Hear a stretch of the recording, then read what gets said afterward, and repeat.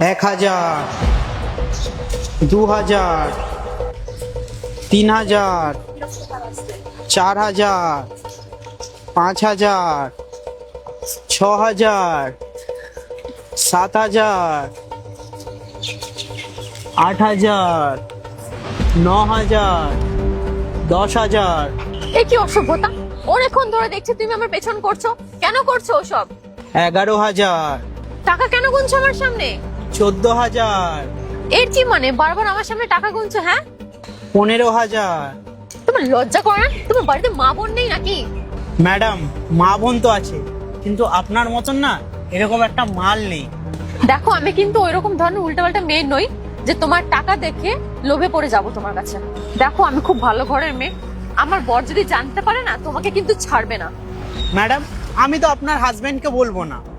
আর এই 50,000 টাকা পাওয়ার পর আর আপনিও তো বলবেন না, তাহলে ও কিভাবে জানতে পারবে? তুমি তাহলে একটু নিজে ভেবে দেখো। আর এই 50,000 টাকা না আপনার হতে পারে যদি কিছুক্ষণের জন্য যদি আমার সাথে রুমে যাও। আচ্ছা, ঠিক আছে, দাও। আহা, আরে ম্যাডাম, আগে কাজটা তো হতে দাও, তারপরে এই পুরো টাকাটা পেয়ে যাবে।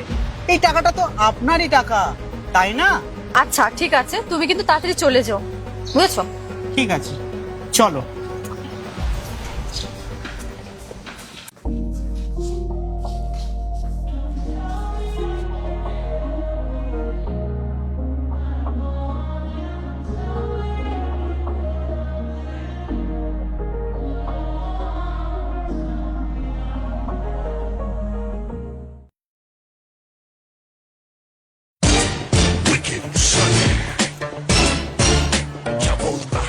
ও, পুরো মজা চলে এসছে। যাই হোক, তাহলে এবার আসা যাক। কিন্তু আমার টাকা? আরে হ্যাঁ, আমি তো একদমই ভুলে গেছিলাম। আরে দীপ, তুই এখানে? তুমি একে চেনো? ইয়েস, হ্যাঁ। আমাকে যখন কেউ হেল্প করেনি, তুমি তো আমাকে হেল্প করেছো। আপনি আমাকে টাকা দিয়েছিলেন কোনো কিছু না ভেবে। ব্যাস ওই টাকাটাই আপনাকে আজকে ফেরত দিতে এসেছিলাম। এই নিন আপনার 50,000 টাকা। Thank you so much. দেখো, মানুষ তো মানুষেরই কাছে আসে না। কিন্তু আমার কাছে কেউ আসেনি যখন আমার বোনের বিয়ে দেওয়ার ছিল। এই টাকাটা না কেউ দেয়নি, আপনি বিশ্বাস করে আমাকে দিয়েছিলেন।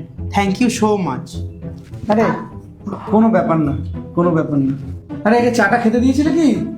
আরে স্যার, টেনশন করবেন না, ম্যাডামের যা দেওয়ার ছিল ম্যাডাম তা দিয়ে দিয়েছে আমাকে। আমি তো স্যার আপনাকে ফোন করেছিলাম, আপনি তো ফোন তোলেননি। আর আমি আপনার অফিসেও গিয়েছিলাম, আপনি অফিসে ছিলেন না, তাই আমি বাড়িতেই চলে আসলাম আপনার পয়সাটা দিতে। খামোখা পয়সাটা খরচ হয়ে যাবে, তাই জন্য ভাবলাম আপনার বাড়িতেই গিয়ে দিয়ে আসি। ঠিক আছে স্যার, আমি আসছি। Thank you sir. Thank you ma'am.